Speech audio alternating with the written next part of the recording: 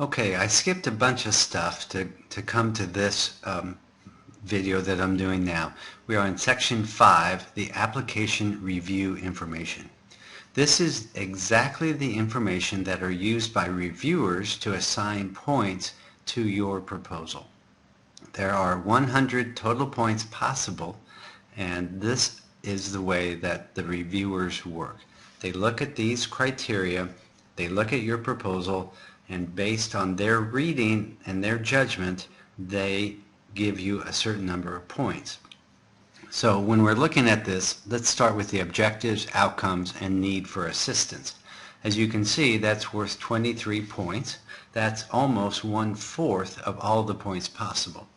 And it's divided into several parts. You've got 7 different things that you need to describe to get the full amount of points.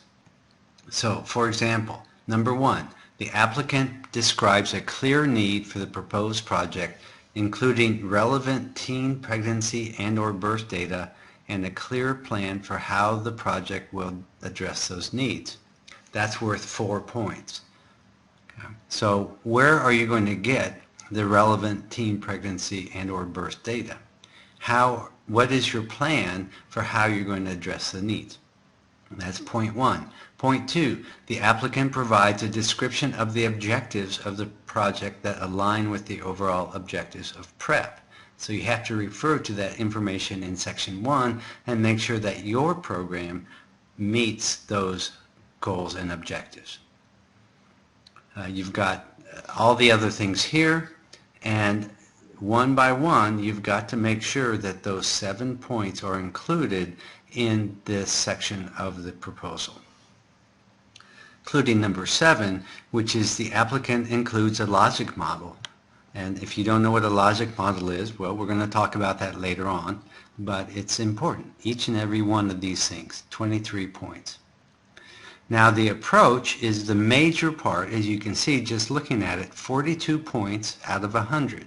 So that's over 40% clearly. But in this section, you have so many things that you have to put in there. There are 13 listed things, each of which have a certain number of points. The applicant provides a clear and reasonable process and timeline for conducting the proposed activities, including major milestones and target dates. Okay, 4 points. You know, with all these grant proposals, the difference between a 90 and 89 is huge. So you have to make sure that you cover each and every one of these topics. Some of these are worth 5 points, like number 9, and others are worth 2 points, like number 8. But it's there. It's listed here, and there's no way that you can't know what is being expected. The evaluation section is worth 12 points. And compared to some of the other federal grants that I've worked on, 12 points is kind of on the low side. But nonetheless, it's very important. You have to indicate a willingness and agreement to collect and report all information related to the federally developed performance measures. Okay, that's really easy. You have one sentence that says that. It's worth 3 points. If you leave it out, you get a 0. That's enough to kill you probably. The applicant demonstrates capacity to collect the federally developed performance data. That's different than being willing to do it, but it's also important. Okay, we go on to the organizational profile, worth 18 points, has 8 different numbered items that you need to have in there. The budget and budget justification, it's only worth 5 points. Again, that doesn't seem like very much, but it's enough to put you out of the running if you don't do a good job with this.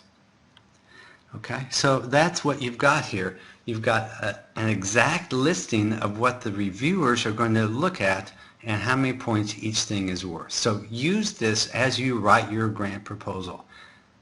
It's just the most obvious thing in the world, but if you don't do it, then you're not going to get the grant funded.